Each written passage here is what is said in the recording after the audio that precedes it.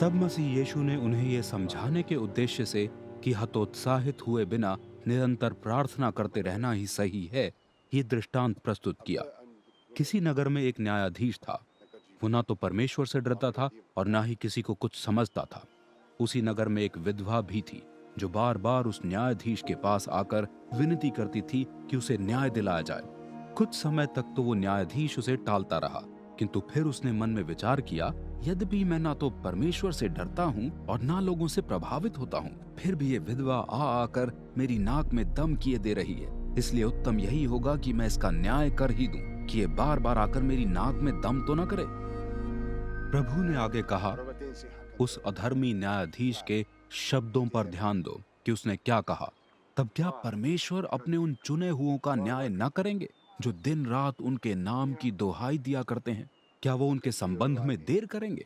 सच मानो, परमेश्वर बिना देर किए उनके पक्ष में सक्रिय हो जाएंगे। फिर भी क्या मनुष्य के पुत्र के पुनरागमन पर विश्वास बना रहेगा?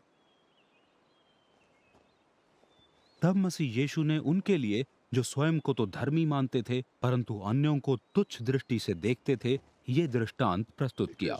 प्रार्थना करने दो व्यक्ति मंदिर में गए। एक फरीसी था तथा दूसरा चुंगी लेने वाला। फरीसी की प्रार्थना इस प्रकार थी, परमेश्वर, मैं आपका आभारी हूँ कि मैं अन्य मनुष्यों जैसा नहीं हूँ, छली, अन्यायी, व्यभिचारी और ना इस चुंगी लेने वाले के जैसा।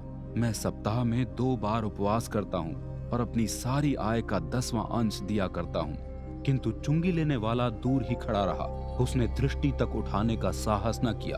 अपने सीने पर शोक में प्रहार करते हुए उसने कहा, प्रभु परमेश्वर, कृपा कीजिए मुझ पापी पर। विश्वास करो, वास्तव में यही चुंगी लेने वाला धर्मी घोषित किया जाकर घर लौटा, ना कि वो फरीसी।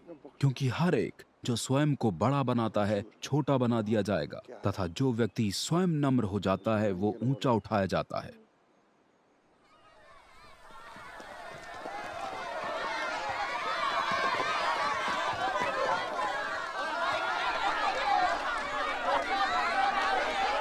लोग अपने बालकों को मसीह यीशु के पास ला रहे थे कि मसीह यीशु उन्हें स्पर्श मात्र कर दें। शिष्य ये देख उन्हें डांटने लगे। मसीह यीशु ने बालकों को अपने पास बुलाते हुए कहा, नन्हे बालकों को मेरे पास आने दो, मत रोको उन्हें, क्योंकि परमेश्वर का राज्य ऐसों ही का है। वास्तव में जो परमेश्वर के राज्य को एक नन्हे बालक के भाव में ग्रहण नहीं करता, उसमें कभी प्रवेश न कर पाएगा।